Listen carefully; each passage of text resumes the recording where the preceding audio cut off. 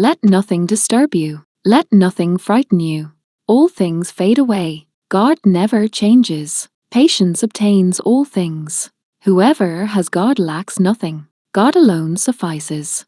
Saint Teresa of Avila. Do you want to know what wasn't taught at school? Subjects such as understanding power, politics, and how to identify the architecture of control in society.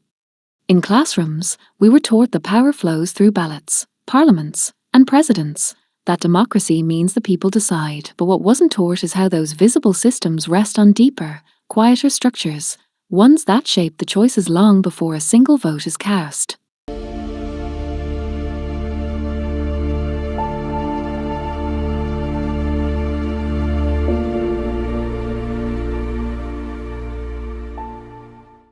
Power rarely disappears, it adapts.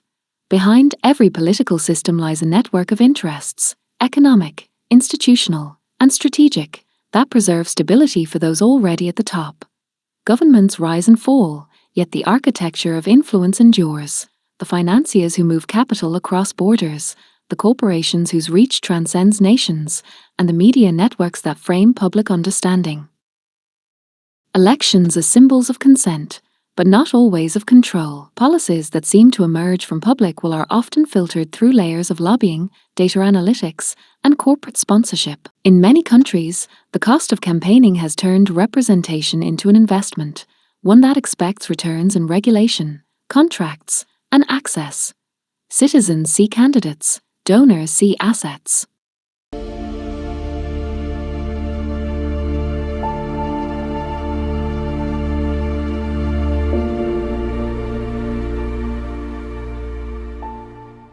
Globally, governance has evolved beyond nations. Institutions such as the United Nations, the International Monetary Fund, and the World Bank were founded to prevent chaos and coordinate progress, yet over time, they became arbiters of economic discipline, deciding who receives loans, under what terms, and which policies are deemed irresponsible.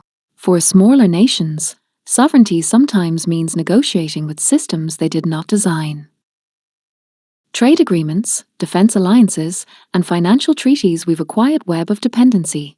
Each clause and condition creates obligations that bind governments across generations. This is the unspoken curriculum of modern politics, that the map of power is drawn not only in borders but in balance sheets, supply chains, and algorithms.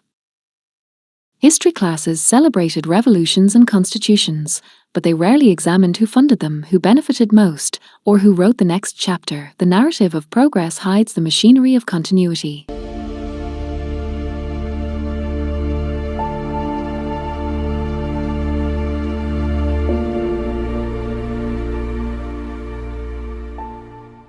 How empires dissolve but their influence persists through economics, language, and law. Colonialism ended on paper, but the financial and resource networks it built still direct global source of wealth. Understanding this is not cynicism, it is literacy. To recognize how influence operates is to reclaim agency. When we learn to see who profits, who decides, and who is heard, we begin to see politics not a spectacle but as structure. What wasn't taught in school is that governance is not a stage with actors but a system with architects. Those architects are rarely elected, seldom visible, and yet essential to every decision that shapes our world. Real democracy begins when citizens study not only their leaders but the ledgers, laws, and levers that sustain them.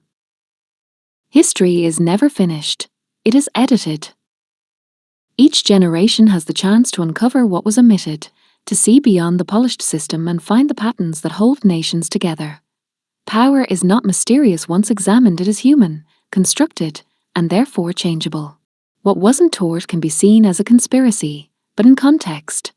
And once we learn to read between the lines of history, the systems that govern us become visible, and, at last, open to reform. If you like our videos, feel free to like and subscribe to Template Hub Driver, or contact us at templatehubdriver.com, or just email templatehubdriver@gmail.com.